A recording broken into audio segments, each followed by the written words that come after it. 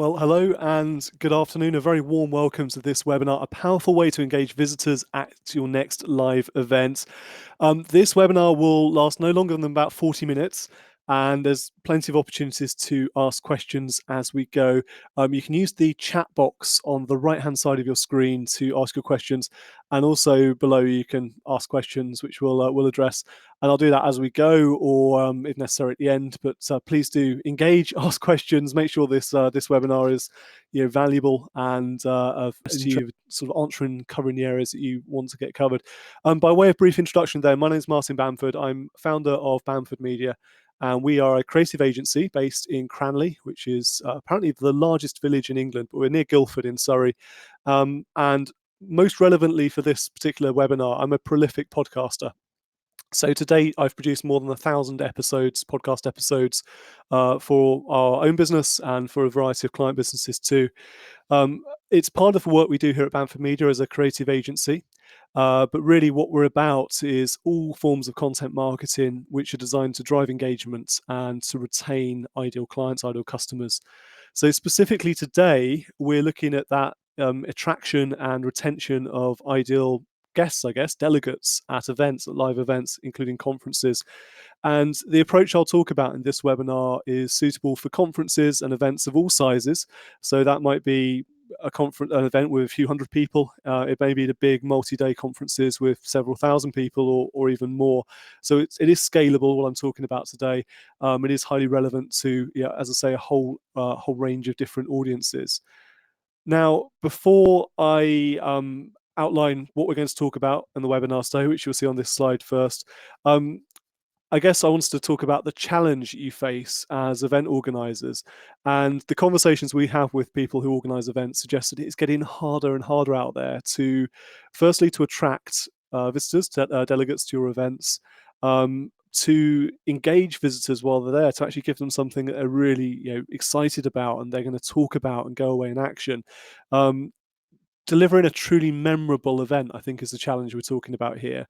That's really worthy of time, because delegate time these days is, well, like all of us, we're being pulled in so many different directions. It's very, very hard to commit to attend particular events when that means a day or longer out of the office, away from a workplace. And also it's harder to convince, this is based on the conversations we've had with event organizers, much harder to convince sponsors and also exhibitors to part with their cash to support your events, to come along and exhibit. So really what I'm going to look at today in this webinar is some ways to make that easier, to make it easier to attract visitors, attract delegates, to attract sponsors, to attract exhibitors, to give them something really valuable and to create this buzz around an event, which makes it really worthwhile. So those are the 6 broad areas we'll be covering in the next 30 minutes or so. Firstly, introducing event audio, what we mean by it. I'm not going to teach grandma to suck eggs on this. I'll assume a basic level of understanding around what is audio podcasting, how does it work. But I'm very happy, of course, to answer any questions you have on that particular subject.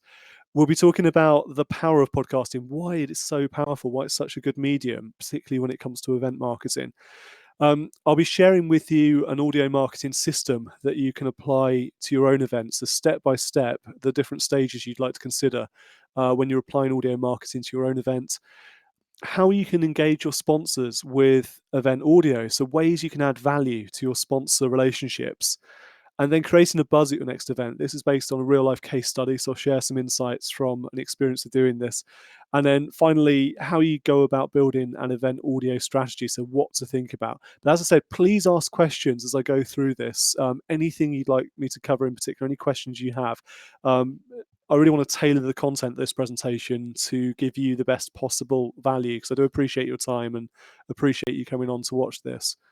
So, as I said, I'm not going to teach grandma to suck eggs here, but what is podcasting? Let me know in the comment box, actually. Firstly, if you listen to podcasts, and secondly, what's your favorite podcast? And I love asking that question because it means I get some great podcast recommendations that I never would have heard of. So let me know what your favorite podcasts are. Do you listen to podcasts? Essentially, podcasting is on-demand radio. So it's an audio file that's delivered to a device, typically, to somebody's iPhone or Android device, or you listen to it via your PC or increasingly via your car radio these days. I've got to say, most of my podcast consumption these days is when I'm driving about. So I hook up my phone to my car radio via Bluetooth, but it's on demand. And our media consumption habits have changed so much in recent years away from watching and listening to things live. We used to all sit down Friday night and watch television on BBC or ITV, to watching on demand. So that whole concept of as it happens, I think, in terms of how we consume media has really changed. So podcasting is a big part of that movement. We pick and choose the bits we're really interested in, and we download them and listen on demand. What it can consist of a number of different things. Pre-recorded content, particularly when we're talking about event audio. So pre-recorded content that's recorded in advance, can be edited, can be produced to a high standard, and then released on a certain schedule. It can consist of live interviews, and that's the stuff that happens at the event itself, which I'll come on to talk about a bit more in just a second. And also, podcasting has this nice interplay with internet radio. So this is how we broadcast podcast content at the event itself, over speakers in the event, in the conference hall. And the internet radio station for your event can be a mix of those pre-recorded episodes, the live interviews as they happen, and also royalty-free music to have a bit of variety in it, and adverts as well, which I'll also come on and just speak about in just a moment.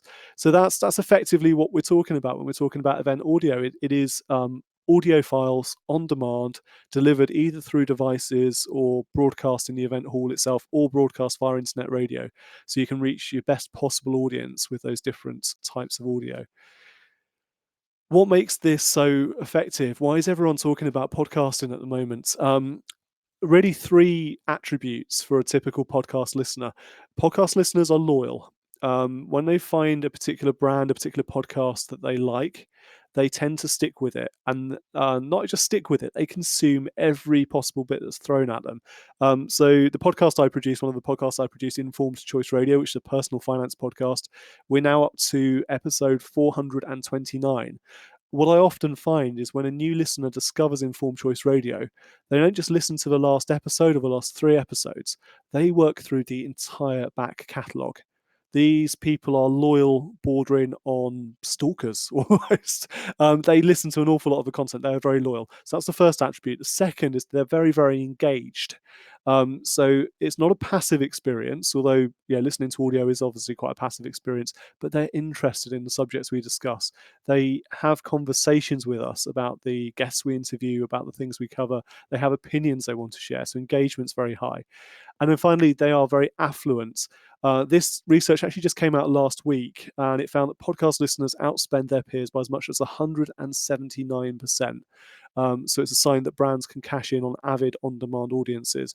So podcast listeners are loyal, they are engaged, and they are affluent. And that is exactly the type of audience I suspect we all want associated with the events we run, the conferences we run.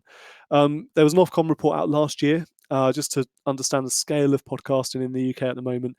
They found last year that 6 million UK adults every week listen to a podcast, and that figure has almost doubled in the past 5 years. So podcasting right now is on this big growth trajectory.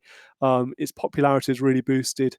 We've seen some big moves in the podcasting space just recently. So the launch of the BBC Sounds app was a big one, but also in the US, Spotify, the on-demand radio station, acquired a few firms. So they acquired a firm called Gimlet Media, who are a big podcast producer of some of the most famous podcasts out there, and also Anchor, who are a podcast hosting platform. So Spotify are making moves to build a very large podcasting platform, apparently making further acquisitions this year too. And every time there's a big move in the world of podcasting, the really big one was the launch a few years back of a podcast series called Serial, which is all about an unsolved murder case or a disputed murder case. And that got all the headlines, and it attracted a whole new audience to podcasting. And every time that happens, we're told, okay, now is the tipping point. This is the big, and it keeps growing, we keep seeing this. However, despite those attributes I talked about, despite listeners being loyal, affluent, engaged, despite this growth in the podcasting market, despite this level of engagement, despite the competition, spending lots of money on acquisitions and building big podcasting platforms, relatively few events and conferences are integrating podcasting within their event plans. And I'll go on to talk about in just a second how to do that. But I think this is just such a big opportunity for events to embrace the medium, to really engage their delegates, their sponsors, their exhibitors, and to just make things better in the sense of moving from a reactive to a proactive event environment. So, here's what I believe all events should be doing to integrate audio, to integrate podcasting within their event management. Firstly, in the build up to the event itself, that's the time to launch and release podcast episodes. And typically, those episodes will be previewing the speakers that you'll come and see at the event. So there'll be short 5 to 10 minute interviews with each speaker to give a bit of a flavor for what they're going to be talking about and why you should come and see them. And the timing of that pre-event podcast series will depend a lot on your own event marketing plan and your promotion plan, your launch plan. Typically, we're talking 3 or 4 months out, starting to release a weekly episode, because this is about building your subscribers too. Each episode, of course, should have a call to action in it. And again, depends on your lead time for the event, what that call to action would be. But typically, it will be go and register your ticket here. But it may be a call to action to sponsors, it may be something different. But this is about previewing event content. This is about getting your listeners and your potential delegates really excited about this fantastic event that's coming in just a few months' time. So that's step one. Step two is about interviewing the speakers, the sponsors, the delegates, the exhibitors at the event itself. And I'm going to come on and talk about what that looks like in just a second. But effectively, ahead of the event, we should be identifying the big speakers, the most influential delegates who are attending, the big exhibitors, the key sponsors, and having a schedule of people to hit, to target throughout the event, to pull into the podcasting area, which I'll talk about, and sit down with your host and chat for 5 minutes, up to 10 minutes, to capture actual content at the event itself.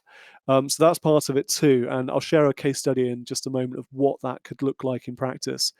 And then last but not least, it's about broadcasting best of content post-event, using the content you've captured at the event itself. So what this really means is plugging an audio recorder into the sound desk and capturing each presentation. So as the speakers on the stage delivering their presentation, recording away a high quality audio file, which can be edited after the event and then released as a standalone podcast episode.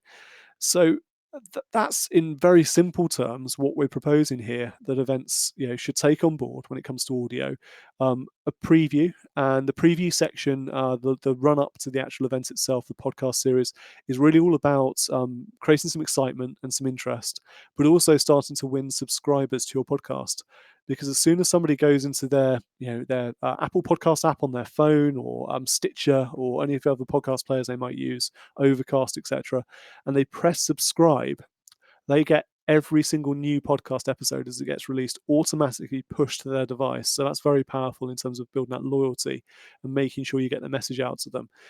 So previewing the events, previewing the speakers pre-events, at the event itself, doing this wonderful thing, which we'll come on to talk about in just a second, and then post-event, keeping the event going. Moving beyond seeing the event as the 1 or 2 days of the event itself.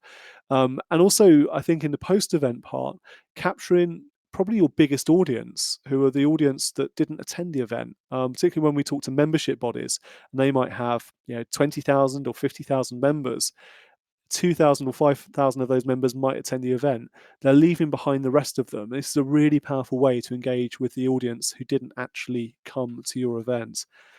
Um, the other benefit of using audio with events is engaging your sponsors with this event audio. So, as well as sponsors, actually, I should have included exhibitors on this, because I think it's just as powerful a way to engage with this visitors too.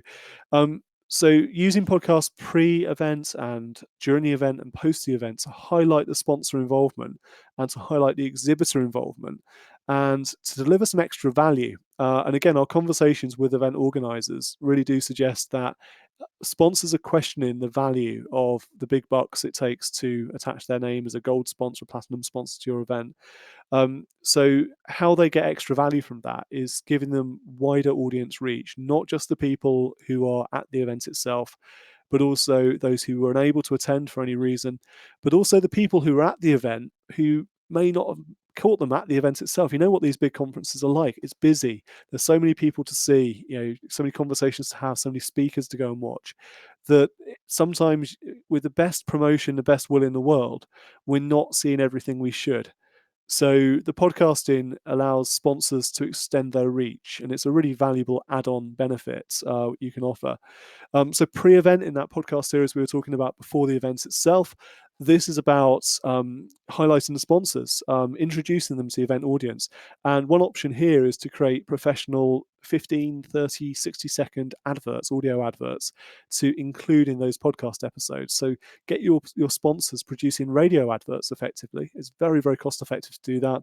Include them in the podcast episodes. So there's a constant promotion going on about your sponsors. You're really highlighting them. At the event itself, there's an opportunity to create delegate listener packs, little packs of headphones, anything relevant to listening to the podcast and engaging with that podcast, and stick the sponsor or big exhibitor event branding on there. Maybe a competition to win a DAB or internet radio at the event itself. So prize draw again, branded with the sponsorship. And you can offer this package as either part of the sponsorship package as it comes, or as a premium add-on. So it's about adding this extra value, and sponsors are prepared to pay extra to have this extra coverage, this wider reach to a different and bigger audience, and have longevity from their involvement within the event. It's not just about the day or two of the event itself, it's about the 3 to 6 months before and the 3 to 6 months afterwards. So you can really extend the longevity of their involvement. So this creating buzz at your next event, I think this is where most events are missing a really big trick. And what I'm proposing here is podcasting live from the event floor. So quite simply, pop a podcasting studio on the conference floor, on the event floor, and carry out live interviews with your speakers, your sponsors, some of your delegates, and with some of your exhibitors. And from experience, this becomes a really big focal point for the event itself. The one I'll come on to talk about in a moment was in a huge Perspex box right in the middle of the event floor, and it became very visible. Lots of people would sort of mill around because they know the high-profile speakers were coming there, the sponsors were coming there, the sort of most popular, most influential delegates were coming there. Effectively, what you're doing is you're turning that audience into VIPs. You're making them feel very, very special because you're interviewing them on your event radio station. So it does become a hive of activity. I've got to say, again, from our experience, the people you interview love the attention. There's some great opportunities for photography, for social media sharing. Lots of selfies take place in that radio station, and lots of sharing with your event hashtag. Um, the way it works in practice is a very fast turnaround of the interview. So the interview may be 5 minutes up to 10 minutes long, and post each interview, they can be edited into podcast episodes, either at the event itself or shuttled back via an FTP service to our office here, where we edit them and upload them. So within 10 minutes of the interview having taken place, the interview gets pushed to the people's devices who have subscribed to it on their podcast players. It gets broadcast out over the conference floor, over speakers on the conference floor via your internet radio station. And people who are not at the conference, delegates, etc., and members of your group, can listen to it via your internet radio station or via your podcast player, via your podcast subscription. So this is, as I say, it's the missing piece of the puzzle, I think, when it comes to events at the moment. Very, very few are actually doing anything like this. And it's a space that we're very keen to get more involved with. Now, what I'd like to do is share a very brief case study with you. This photograph is me interviewing Sir Vince Cable. Not the happy, cheerful gentleman I thought he would be, actually. I think he was having a bad day that day, and that wasn't me. That was definitely him. But this was at the Personal Finance Society's Festival of Financial Planning at the NEC. Big 2-day event, 3,000 plus visitors across the 2 days. And we produced for them what they called Festival Radio. And it was a podcast series in the build up to the event itself. It was a series of these live interviews on the day, and it was an internet radio station which was broadcasting over the event floor on speakers, so everyone could listen to the interviews, the pre-event interviews, the current at-event interviews, sponsor messages, and a bit of music as well.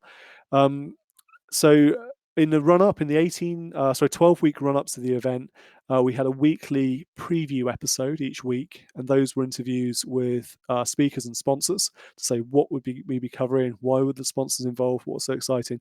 And then the 2 days of the event itself, as you can see, sat in that Perspex box, speaking to people like Sir Vince. We recorded more than 40 interviews with speakers, with sponsors, with delegates, with exhibitors, and turned those around on the spot, turn them into podcast episodes, which had thousands of downloads across the 2 days. Each time we edited one of those interviews into an episode, we also added it to the playlist for the festival radio, internet radio station, and that was then automatically broadcast on a loop over the event floor so people could listen to it. It meant that there was lots of people at the event itself getting these podcast episodes pinged to their phones. They could listen to it via the speakers. When they went back to their hotel rooms at the end of the night, they could catch up on the bits they'd missed. That was really powerful. And it meant that the wider Personal Finance Society membership, it's a big membership organization, the wider membership who were not physically present at the event, either not at all or not on both days. So a number of people came to day one, but not day two, and vice versa. But they could get involved. They could listen to the content they'd missed as well. And also, as we went along, we were able to repurpose content to support the event social media. So, sound bites, 20, 30, 40-second sound bites from each interview could be repurposed onto social media cards. So we were able to support the event social media team in getting their hashtag trending, getting some really valuable preview type content out there, and just extending the reach a little bit of the audience. So that's how it can work in practice. Before I move on to a few other bits, I just want to introduce this to you. This is VoxerBox, and she's currently in development. So the final version will not look like this. It will look similar, but not like this. But effectively, VoxerBox is a vintage horse trailer, which we are currently converting into a mobile podcasting studio. And we're going to be taking it to events that will be ready from September onwards. We've got our first event actually booked already for the middle of August. So I really need to get a wriggle on and get this thing finished. But effectively, what VoxerBox is, as I say, is a vintage horse trailer converted in much the same way you would have seen food trucks being converted. And the interior is sound treated, beautifully finished interior with space to sit down and carry out podcast interviews. And we've got big Perspex windows, two big Perspex windows going into this. There's going to be space on the exterior and in the interior to accept branding, so event branding and sponsor branding within it as well. And it's a fully functioning mobile podcasting studio. So as well as being able to bring people in, record interviews in here on the event floor or outside the event doors, we're also able to edit within this. So a big screen, big editing suite in there, so we can turn stuff around very quickly. And we're really excited about this. No one else has done this yet, so we're going to be the first to have this out there. And it's going to be available to use at events, either on a full production basis, where we bring it along, we record, we edit, we run the whole thing for you, or we're very well willing to hire it to events as well if you want to run your own podcasting studio. So as I say, September onwards, VoxerBox will be ready for action, and she'll be available for events anywhere in the UK. But looking forward to doing the work to finish her off over the next few months. So some things to think about when it comes to integrating audio within your live event, within your conference. You need to think about who your audience is. So firstly, are they podcast listeners? And the answer to that question is probably yes, but I'd want you to be confident they know what podcasting is. And if they don't, think about the level of education you need to introduce, how you position what a podcast is, how they go about doing it. And that's simply a case of a few steps on the website page to say, go to this on this phone, so hit subscribe, etc. Or maybe a short explanation video, but keep it simple. Chances are they already know, or at least they're aware of what a podcast is. But think about what education you'll need to deliver in order to ensure they become subscribers, become listeners. Give some thought to your main call to action within these podcast episodes. In the build up to the event, that call to action is likely to be registration for the event itself. But think about what you're asking the listeners to think about, the purpose really of your podcast content. So it could be sponsor promotion. This could be about extending event longevity and getting a much larger audience reach. Thinking about how you can use the audio at your events to deliver extra value. And this really comes down to things like repurposing content. So if you're able to capture each of your speakers at the event, there's a great opportunity to repurpose their content into future episodes, which you can publish over a series of months following your event. Think about additional speaker insights. What were the things that they wanted to talk about on stage but couldn't because of lack of time? What are some of the interesting questions they got asked by people in the audience that they couldn't fully answer again because of time constraints? So use that as additional speaker insights to add value. And then finally, think about how your event sounds. What's your event brand? We obviously know about event branding from an imagery point of view, from colors and from typefaces and from logos and a look and feel. But look and feel is very different to how something sounds. We get this right, invest a little bit in this. Think about radio stations who have their introductory stingers for different episodes. Make sure your event branding is contingent with your event branding from a look point of view. So audio and imagery are same.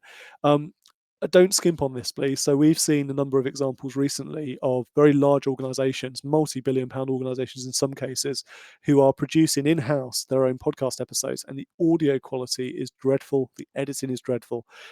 This is not an expensive thing to do right, to get the right kits, the right editing expertise, etc. So get it right, because otherwise it is damaging to your wider brand if if your audio event sounds has a negative connotation with your audience. So seek professional help, I guess, is my advice there. So some final thoughts before I wrap up and invite any final questions. The reason we like podcast listeners, because they are loyal, they're engaged, they're affluent. So remember that research that was published just last week about how much more the typical podcast listener spends than the non-listener. So we like podcast listeners. Audio at a time when events are often struggling to engage visitors, to encourage visitors to sign up. Audio brings this very new and very engaging element to your event. It takes you from being reactive to proactive, which is great. And then finally, it's about the delegates who are not in the room. I call that the forgotten audience. And the way of thinking about that is for every visitor you have 10 or 100 or 1,000 people who are not, for whatever reason, able to get to the event or just simply didn't want to come to the event. But you can capture their attention from that non-visiting audience. There's lots of different ways of doing that. So it's really about extending your reach, extending your event longevity too. So as a thank you for joining me on this webinar today, I'd like to offer you a no obligation, completely at our expense event audio marketing strategy. And I'm very happy to prepare that for you at my expense. And the way to do that is to schedule with me a 30-minute video call, a strategy call, so I can find out more about what you're trying to achieve from your event, what your goals are, and then come up with some ideas of how to integrate audio to take those goals and deliver on them. The way to schedule a video call with me is to visit our website, which is bamfordmedia.co.uk. Scroll down the homepage a little. Next to my photo, there is a button that says schedule a video call with Martin. Click on that, you go straight into my calendar, find yourself a time that's suitable, and it will be lovely to chat. It really is no obligation. I'm the least pushy salesman in the world. So I won't be hounding you if we have that video call and I deliver to you the strategy and that's as far as you want to take it. No problem at all. It's a great experience for us to find out more about the events and the goals out there and really just try and position audio as part of your event marketing strategy. So let's chat. I really would love to chat to you. So thank you for watching this webinar. I really do appreciate your time. I know we're all busy people, so it's great to have you on here. Just before I finish up then, if anyone has any questions, now is the time to ask them. If you would prefer not to ask them on the webinar for whatever reason, because there's some confidentiality there, or you just rather do it offline, you can email me. That's hello@bamfordmedia.co.uk and I'll get straight back to you. And if you'd prefer to email me to set up a call as well, please do it that way. But otherwise, as I say, go on to bamfordmedia.co.uk, click on schedule a video call with Martin, and you can go straight into my calendar and you can find some time. I hope that's been useful. I hope it's been interesting and it's been introducing just a slightly different way of approaching event marketing. But I'm very, very happy to chat. If you'd like to have a conversation about anything we've covered today or anything I haven't covered today, just get in touch. So that's the phone number, that's the website address, and the email address. Thank you for your time. I'll finish the broadcast there, just under 30 minutes. So I hope that's been a good use of your time this afternoon. But thank you so much for watching.